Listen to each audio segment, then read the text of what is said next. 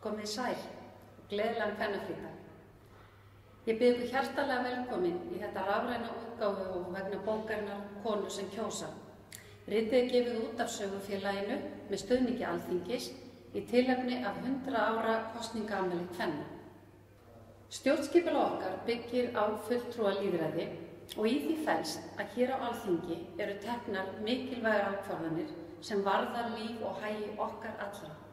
Það er því ótrúlegt að hugsa til þess að hér í eina tíð hafi konur verið útilokaðar frá störfum Alþingis, hvort sem það var að kjósa og hvað þá bjóða sig fram.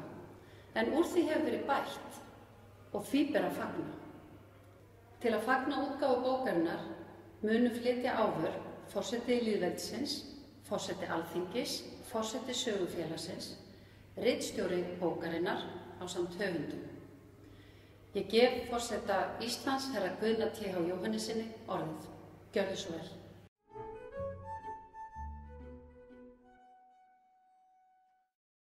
Góðir landsmenn, nú þegar rétt 45 ár eru liðin frá kvennafrídeginum mikla, fögnum við útgáfu glæsilegs rits. Konur sem kjósa er aldarsaga. Saga kosningaréttar og hverskins atbeina kvenna í öllum kimum samfélagsins. Í þessari bók hafa konur orðið. Ég óska öllum sem unnu að henni hjartanlega til hamingju og nefni sérstaklega höfundana 4, Erlu Huldu Halldórsdóttur, Kristínu Svövu Tómasdóttur, Ragnheiði Kristjánsdóttur og Þorgerði Þorvaldsdóttur. Auk ritstjóraverksins Helgu Jónu Eiríksdóttur. Þorgerður lést í sumar eftir erfið veikindi. Ritið er á sinn hátt, traustur og fallegur minnisvarði fræði hennar og fagmennsku, alúð og hlýju. Segja má að vinna við þetta stórvirki hafi hafist árið 2013.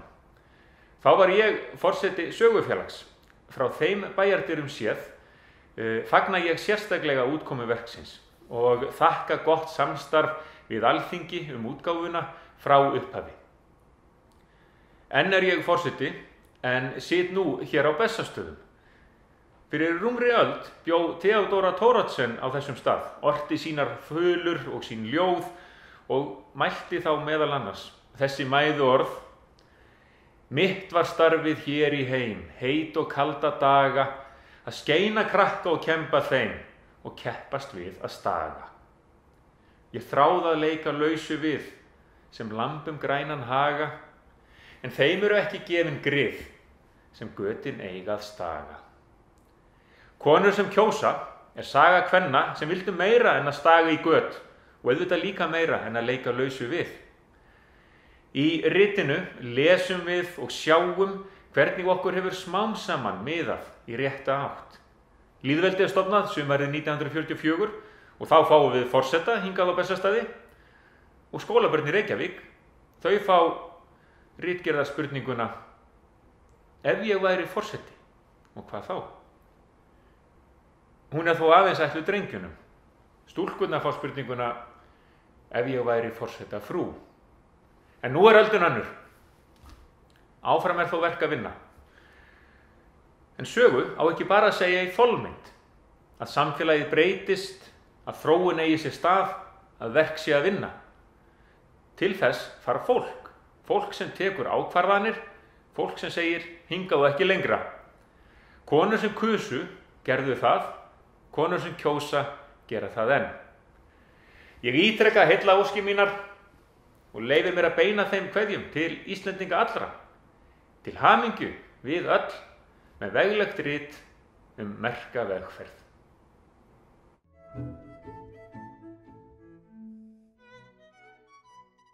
Ágætu tilheyrendur, það er með mikill ánægju og stolti sem ég fyrir hönd Alþingis tek við þessu veglega riti þróun kosningaréttar, lýðræðis og jafnréttis á Íslandi.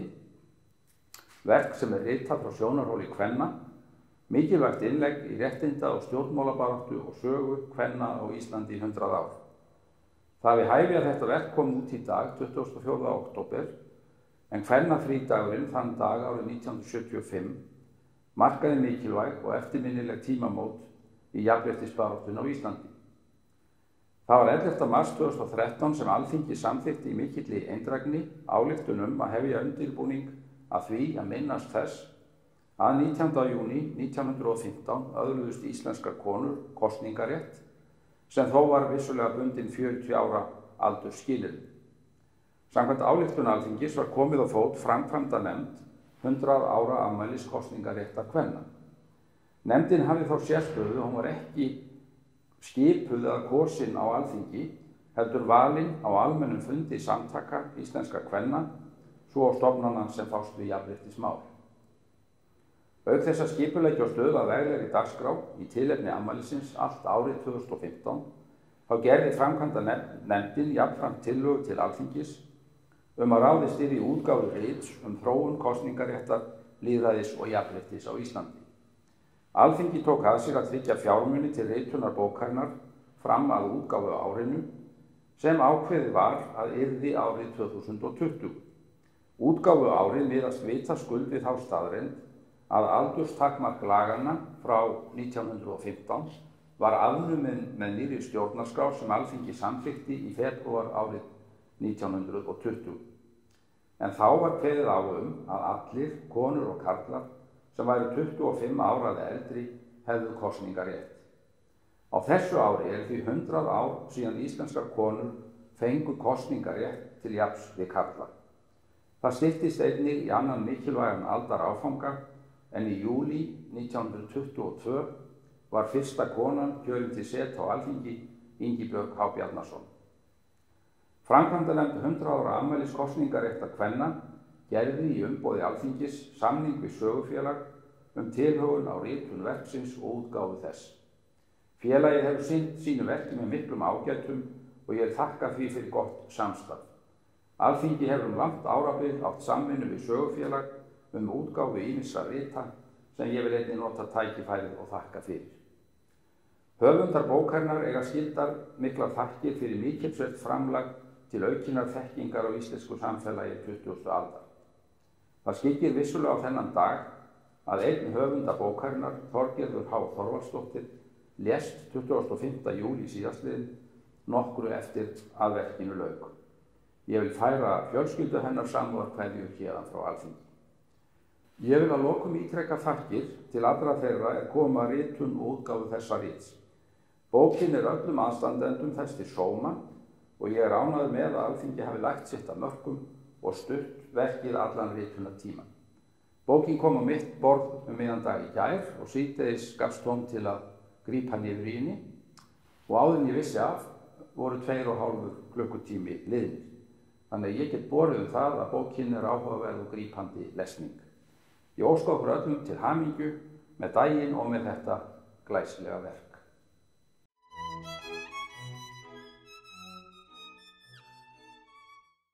Góðir áheyrendur, til hamingju með daginn. Í dag 24. október á kvennafrídaginn sem fyrst var haldinn árið 1975 á stofndegi Sameinuðu þjóðanna kemur út stórverki í íslenskri sögu, bókin Konur sem kjósa. Unnið hefur verið að þessu verki síðan árið 2013 og mikið vatn hefur runnið til sjávar síðan þá. Markmiðið með útgáfunni að fagna kosningarétti kvenna og koma sögu kvenna til almennings. Bókin aðgengilega skrifuð og prýdd fjölda mynda og í þess fullviss að hún mun víða verða lesin. Fyrir hönd sögufélags langar mig að þakka öllum þeim sem að bókargerðinni komu, en fjölmargir lögðu hönd á plóg. Ritstjóri bókarinnar og 3 höfunda hennar taka til máls hér á eftir og segja betur frá bókinni. Í upphaflegri ritnefnd bókarinnar sátu þau Auður Styrkársdóttir, Kristín Ásgeirsdóttir, Sumarliði Ísleifsson og Guðni T. H. Jóhannesson. Þegar Guðni hvarf til annarra starfa tók Helga Jóna Eiríksdóttir við sæti hans fyrir hönd sögufélags og sinnti ritstjórn bókarinnar. Brynhildur Ingvarsdóttir sá útgáfustjórn verksins þegar bókin komst á vinnslustig og bestu þakkir fyrir framlag ykkar allra. En höfundaverkið sjálft eru stóru tíðindin og skal á engan halla þótt höfundunum sé sérstaklega þakkað. Þeim Erlu Huldu Halldórsdóttur, Kristínu Svövu Tómasdóttur, Ragnheiði Kristjánsdóttur og Þorgerði H. Þorvaldsdóttur. Hinn síðastnefnda lést síðastlið sumar, Blessuð sé minning hennar. Höfundaverkið lifir. Að lokum vil ég fyrir hönd sögufélags þakka Alþingi það traust sem félaginu hefur verið sýnt til að sinna mörgum mikilvægum verkefnum á sviði sagnfræði og sögu þjóðarinnar, þegar mikið stendur til. Samstarfið hefur í raun staðið yfir í meira en heila öld. Í dag fögnum við stolt útgáfu bókarinnar Konur sem kjósa, innilega til hamingju öll.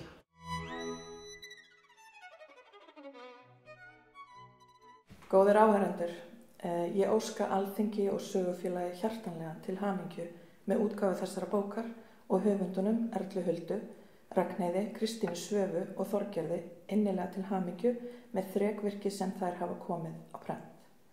Konur sem kjósa er saga kvenna sem kjósenda og gerenda í Íslandssögunni í 100 ár.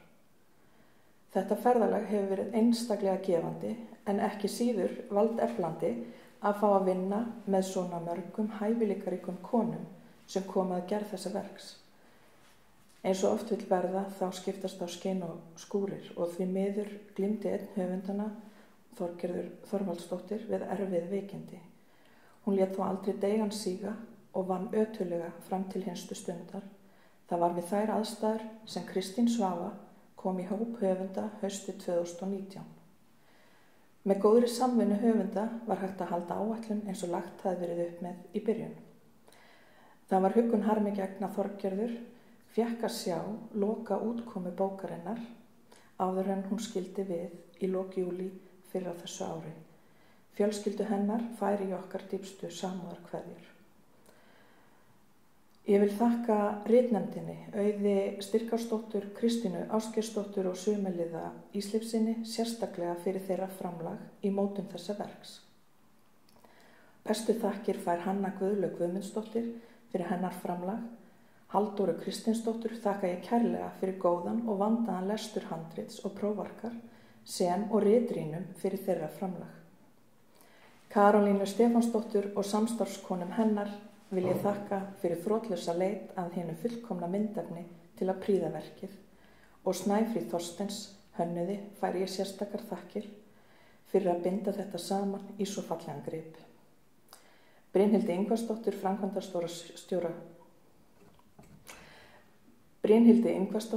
framkvæmdastjóra sögufélags, þakka ég kærlega stuðninginn í útgáfu ferlinu og Hrefnu Róbertsdóttur, forseta sögufélags, þakka ég traustið. Ég leyfi mér að segja að þetta sé þrekvirki, að ljá svo mörgum ólíkum konum frá ólíkum tímum rödd og gefa þeim rými í sagnfræðilegum rannsóknum. Raddir kvenna hafa nefnilega ekki oft heyrst, eða eins og Bríet Bjarnhéðinsdóttir orðaði það. Karlmenn segja að ekki eigi að kjósa á þing eftir kynjum, en hvað gera þeir? Þeir hafa aldrei kosið á þing eða í nokkra opinbera stöðu nema eftir kyni. Þeir hafa aldrei kosið aðra en sjálfan sig. Og sama má kannski að einhverju leyti segja sagnaritun. Sagan er að miklu leyti skrifið á körlum karla og þess vegna er svona verk svo mikilvægt innlegg í umræðina. Verk þar sem annar veruleiki, önnur upplifun og annar reynsluheimur en kannski almennt fær að hljóma fær pláss í umræðinni. Það er sérstakur heiður að fá að standa hér á þessum degi sem er svo táknrænn fyrir konur og kvenréttindi í tilefni útgáfu þessara bókar. Bókar konur, þar sem konur fá orðið skrifuð af konum og það eru þær sem fá nú orðið.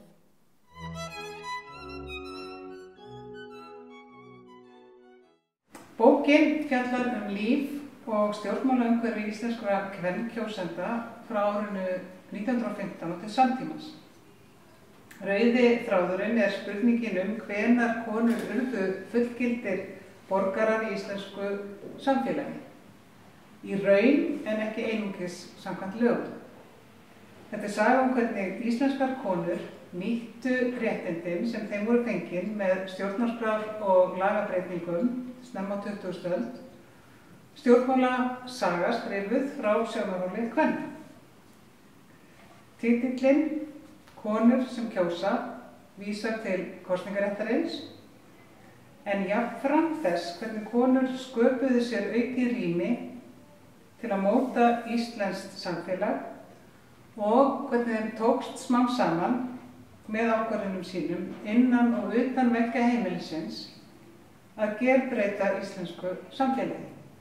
Bókin byggð upp þannig að auk inngangs og niðurstöðukafla fjallað eitt kosningaár á hverjum áratugi frá árinu 1916 þegar konur fengu fyrst tækifæri til þess að kjósa til þings og til ársins 2017.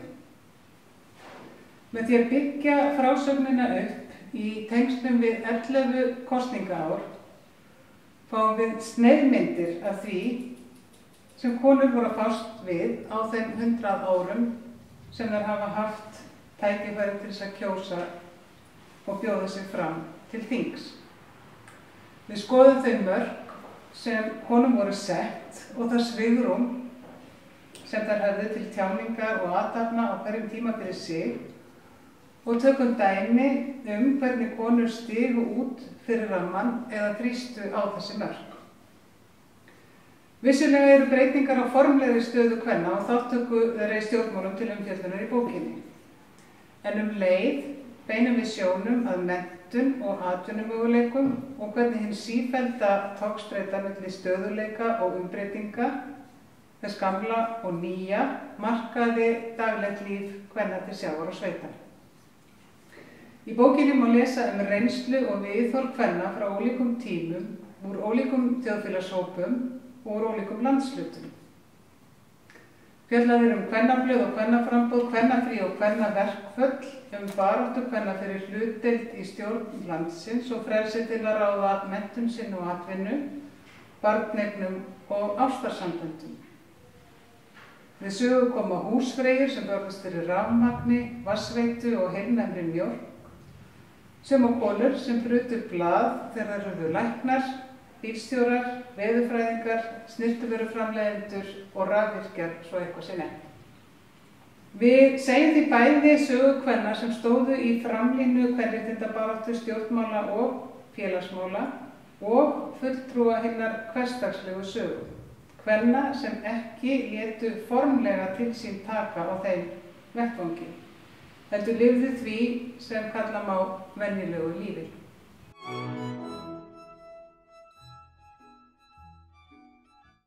Ég ætla að lesa 2 brot úr bókinni, fyrst úr 4. kafla sem Ragnheiður Kristjánsdóttir skrifar, þar sem fjallað lýðveldisstofnunina 1944 og síðan úr 7. kafla eftir Þorgerði H. Þorvaldsdóttur, þar sem hún fjallar sprungur sem mynduðust í karllægum stoðum kirkju og kennivalds á 8. áratug 20. aldar.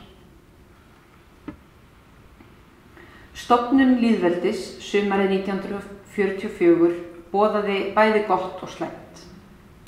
Konur vonuðu að það markaði upphaf nýrra tíma en leið bara vonbrigðum meðan þær væru í besta falli gleymdar en í versta falli ófrjálsar í sínu eigin landi. Í Melkorku sagði að þótt konur hefðu ekki látið mikið frá sér heyra í sjálfstæðismálinu hingað til, ætluðu þær ekki að láta sitt eftir liggja. Þær myndu taka þátt í þjóðaratkvæðagreiðslu nýja stjórnarskrá og stofnun lýðveldis sem halda átti dagana 20. til 23. maí. Andi Grundarhelgu og Ólafar Ríku, tveggja kvenna sem frægar væru úr sögunni fyrir að hafa boðið erlendu valdi byrgin, myndi enn einu sinni hvetja og eggja, reyndar ekki til hefnda og mannvíga, heldur til allsherjar sóknar á kjörstað. Og fullært var í þjóðernislegum anda að á þeirri stundu myndu allar íslenskar konur eiga eina sál. Eftir lýðveldisstofnun mátti lesa samskonar bjartsýni í skrifum kvenna. Í ritstjórnargrein Melkorku undir fyrirsögninni Fram til starfs segir meðal annars: Við sem lifað höfum maí og júní 1944 munum aldrei gleyma þeim mánuðum. Svo þrungið var loftið af vorhug heillar þjóðar, lýðveldiskosningar í maí, gildistaka lýðveldisins, þjóðhátíð í júní. Að sama skapi skrifaði Rannveig Þorsteinsdóttir, síðar þingmaður Framsóknarflokksins: Við höfum stofnað hér lýðveldi og kjörorð þess frelsi og jafnrétti. Heitum því nú á þessum fyrstu dögum hins endurreista íslenska lýðveldis að vera í verki trúar hugsjón þess og halda fram rétti okkar í samræmi við það. En konum hafði eiginlega ekki verið boðið að taka þátt í stofnun lýðveldisins. Þær voru hvattar til að mæta á kjörstað en höfðu gleymst þegar kom að því að skipuleggja veglega lýðveldishátíð, líkt og á alþingisháttíðinni árið 1930. 5 karlar voru skipaðir í undirbúningsnefnd og nýtt kvennablað spurði hvort nefndin myndi ekki vera enn betur starfhæf á hátíðahöldin enn glæsilegri ef hinnir háu herrar vildu minnast þess að Ísland á dætur eigi síður en syni. Blaðið hvatti til þess að 2 konum væri bætt í nefndina, til dæmis formönnum Kvenfélagasambands Íslands og Kvenréttindafélags Íslands. Ekkert varð úr því og þegar stóri dagurinn rann upp vildi ekki betur til en svo að eina konan sem átti að stíga á stokk, fjallkonan, satt prúðbúin í jeppa á Þingvöllum í ausandi rigningu og var aldrei kölluð upp á svið. Karlar sáu hátíðahöldin, konur höfðu ekki annað hlutverk en að prýða vellina.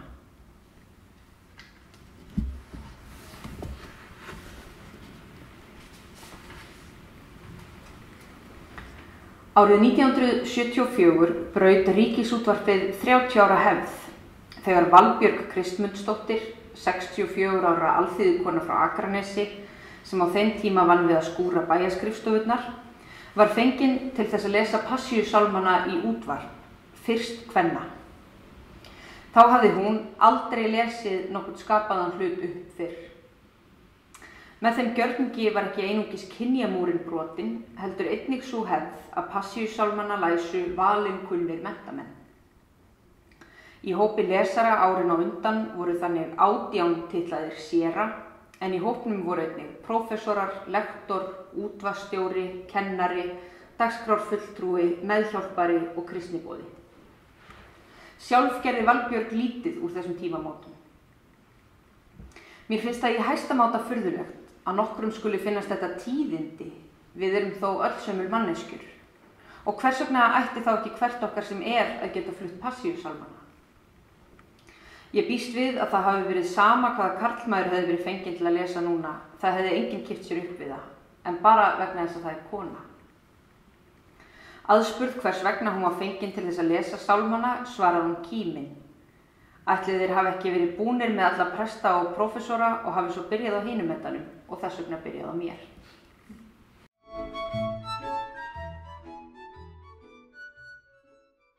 Til að svara spurningunni hvaða tækifæri konur á Íslandi höfðu til þess að iðka réttindi sín, skoðum við þátttöku þeirra í stjórnmálum, hvernig þær nýttu efnahagsleg og félagsleg réttindi og hvaða rými eða pláss þær fengu til þess. Með því erum við í takt við nýjustu rannsóknir á sögu kvenna á alþjóðavísu og bókin Konur sem kjósa er þannig hlekkur í sögu sem nú er skrifuð alla Evrópu til að fagna 100 ára kosningarétti kvenna. Konur á Íslandi nutu ekki sömu tækifæri og karlar og stundum var það svo að þegar einar dyr opnuðust, lokuðust aðrar. Þegar staða kvenna á hinu pólitíska sviði styrktist, fluttust völd og áhrif yfir á efnahagssviðið í fjármálageirann, þar sem konur voru fáar. Kynbundinn launamunur hefur verið eitt skýrasta dæmið misréttið í samfélaginu þau 100 ár sem hér eru undir og haft mikil áhrif á stöðu kvenna og tækifæri til að láta til sín taka. Þegar komið var fram á 21. öld var ljóst að enn var mikið verk að vinna í baráttunni gegn kynbundnu ofbeldi og áreitni. Oft er talað Ísland sem framsækið land í jafnréttismálum. Í sögulegu ljósi er það ekki svo. Lagaleg réttindi fengust vissulega fremur snemma, en raunveruleg tækifæri kvenna til þess að vera virkir gerendur í samfélaginu voru takmörkuð. Jafnvel í því hlutverki sem í orði var talið mikilvægasta hlutverk þeirra í samfélaginu, húsmóðurhlutverkinu. Þar nutu konur ekki fullra mannréttinda. Ísland var eftirbátur hinna Norðurlandana í fjölda kvenna í stjórnmálum og opinberum embættum fram undir lok 20. aldar. Konum gekk illa að komast að á framboðslista stjórnmálaflokkana, kjördæmaskipanin var þeim mótdræg. Karlar voru þaulsetnir í öruggu sætunum Og eins og einn karlkyns stjórnmálaforingi sagði á 21. öld, þá vildi hann gjarnan fleiri konur á lista í flokki sínum, en bara ekki fækka körlum. Hvað sem mótlæti og hægum framgangi jafnréttisleið gáfust konur aldrei upp, þögnuðu aldrei. Kvennarhreyfingin sem marglaga baráttuafl, allt frá hefðbundnum kvenfélögum til fjölbreyttari femínískra hreyfinga nútímans, leikur þar lykilhlutverk og er rauður þráður í bókinni allri. Kvennarhreyfingin hefur ekki alltaf talað einni röddu, en í gegnum hana hafa konur barist fyrir því að vera teknar alvarlega og viðurkenndar sem fullgildir borgarar í samfélaginu, að þær hefðu rödd og væru einhvers virði. Baráttunni fyrir jafnrétti kynjanna er ekki lokið. Réttindi er hægt að taka af fólki, það hafa konur fengið að reyna. Í Konur sem kjósa má sjá hve mikilvægt það er að halda uppi öflugri umræðu jafnréttismál og stöðugum þrýstingi kvennarhreyfinga til að tryggja fullt jafnrétti til framtíðar.